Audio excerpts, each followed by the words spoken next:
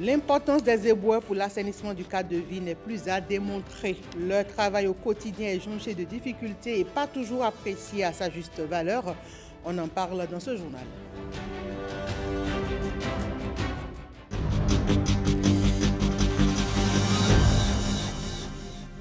Allons à présent à la découverte d'une profession pas très courue, celle d'éboueur, un métier sans lequel il serait quasi impossible de vivre aujourd'hui dans les grandes villes. On se souvient encore de la misère des Parisiens lors de la grève des éboueurs il y a peu. Et c'est dire l'importance des éboueurs pour l'assainissement de notre cadre de vie. Mais quelles sont les réalités de leur travail au quotidien? On le découvre dans ce reportage. Inès est une amoureuse de la propreté. Ce matin, aux environs de 6h30, elle et les membres de son équipe se rendent au marché d'Antopa pour accomplir leurs tâches journalières. Collecter les ordures ménagères. Sa mission est d'assainir la ville. Nous faisons le rassemblement, nous recevons les prescriptions qu'il faut. Les superviseurs nous disent où aller déployer les ordures automatiquement. Quand j'ai su qu'il y avait ces genres de métiers, j'ai voulu postuler pour participer un peu à l'assainissement de mon pays. Inès bénéficie du soutien de sa famille, mais le regard de la société est un poids parfois lourd à porter.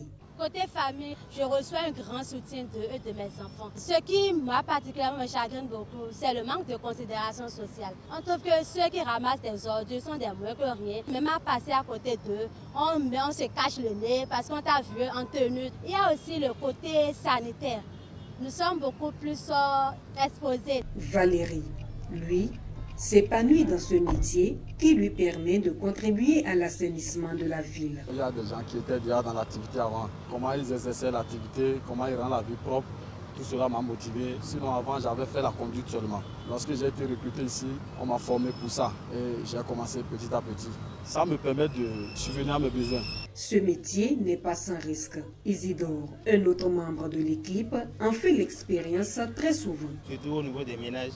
Parfois, il y a de la cendre qui met dans les poubelles. Et il suffit seulement que tu leur dis prochainement, mettez la cendre dans un sachet et attachez. La population est contre. Quand tu vas parfois vider les poubelles, il y a des tessons de bouteilles dedans. Il y a aussi les matières fécales. Les gens diffèrent et mettent ça dans les poubelles. Il faudrait que la population fasse le tri des ordures ménagères. Après une journée épuisante, les éboueurs se rendent au centre de transfert pour stocker les ordures collectées.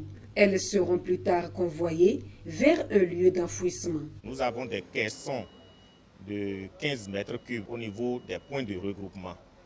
Et dès que ces caissons sont remplis, nous demandons aux conducteurs de ramener maintenant ces caissons de 15 mètres cubes au centre de transfert de Bégamé ici et nous les renversons maintenant dans les grands caissons de 30 mètres cubes, histoire de rentabiliser le tonnage avant qu'on ne les envoie maintenant au niveau du centre d'enfouissement qui est à Ouessé, dans Ouida. Sous la pluie, le vent ou le soleil, ces braves hommes et femmes œuvrent pour l'assainissement de la ville. Une opportunité d'emploi d'une valeur capitale qui mérite la reconnaissance de la société.